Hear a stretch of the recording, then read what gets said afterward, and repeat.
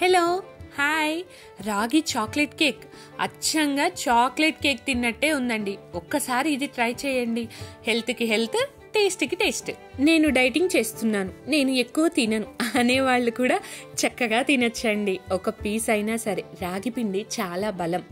దానికోసం ఫస్ట్ ఒక బౌల్లో రాగి పిండిని, ఒక కప్పు రాగి పిండి లేదా ఒక గ్లాస్తో తీసుకోండి. రాగి పిండిని తీసుకొని చక్కగా జల్లించండి. రాగి చాక్లెట్ కేక్ కదా, సో దానికోసం ఇందులో 2.5 స్పూన్స్ కోకో పౌడర్ని యాడ్ చేసుకోండి. ఇప్పుడు ఈ రెండింటినీ కలిపి మళ్ళీ జల్లించుకోండి. నాకు కొంచెం అన్నింట్లో కొసరు వేసే అలవాటు ఉందిలేండి, మీకు ఉంటే కొంచెం అంత వేసేయండి, పర్లేదు. ఇందులో మనకి మైదాతో పని లేదు. సో పిల్లలకి, పెద్దలకి, ముసలి వాళ్ళకి కూడా చక్కగా పెట్టుకోవచ్చు. చాలా హెల్దీ.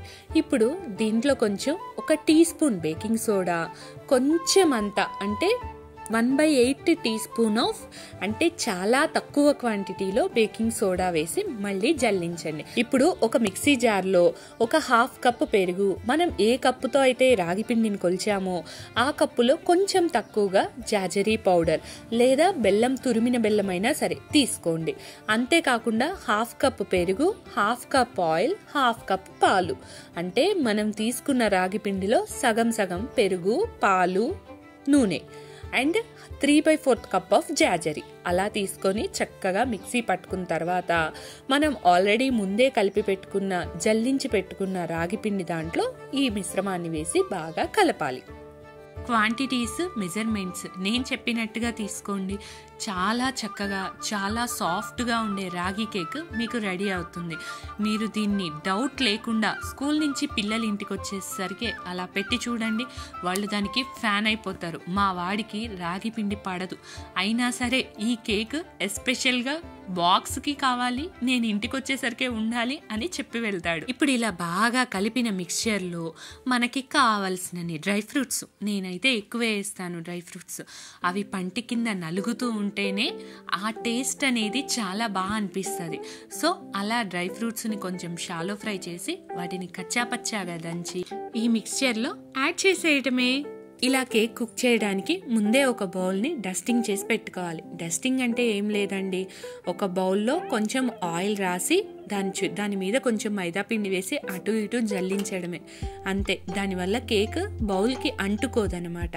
మైదా పిండితో కేక్స్ వద్దు అనుకునే వాళ్ళకి ఈ కేక్స్ చాలా మంచి చాయిస్. ఒక్కసారి దీంతో కూడా ట్రై చేసి చూడండి బర్త్డేస్ని. ఇప్పుడు ఆ మిక్సీలో నుంచి ఈ బౌల్లోకి ట్రాన్స్ఫర్ చేసుకున్నటువంటి ఈ మిక్స్చర్ని చక్కగా సదిరేయాలి. సర్దడం అంటే దాన్ని జస్ట్ అలా 2 times ట్యాప్ చేయాలి. ట్యాప్ చేస్తే సెట్ అయిపోతుంది. దాంట్లో మనం ఆల్రెడీ ఫ్రై చేసుకొని పెట్టుకున్న ఈ డ్రై ఫ్రూట్స్ని యాడ్ చేసుకొని, అంటే మేకప్ వేయాలన్నమాట పైన. అవును, మీకు వాల్నట్స్ ఇష్టమేనా? వాల్నట్స్ తింటుంటారా? తినలేరా? లేదా అయితే దీంట్లో కలిపేయండి. రాగి చాక్లెట్ కేక్లో వాల్నట్స్ చాలా బాగుంటాయి. ఎస్పెషల్గా రాగి వాల్నట్ కేక్ అని కూడా అంటారండి దీన్ని. చాలా టేస్టీగా ఉంటాయి, ట్రై చేయండి. నేనైతే ఇది సేల్ కోసం చేస్తున్నాను కాబట్టి యాడ్ చేయలేదు, కానీ ఇంట్లో చేస్తే మాత్రం ఖచ్చితంగా యాడ్ చేస్తాను. వాల్నట్స్ హెల్దీ చాలా.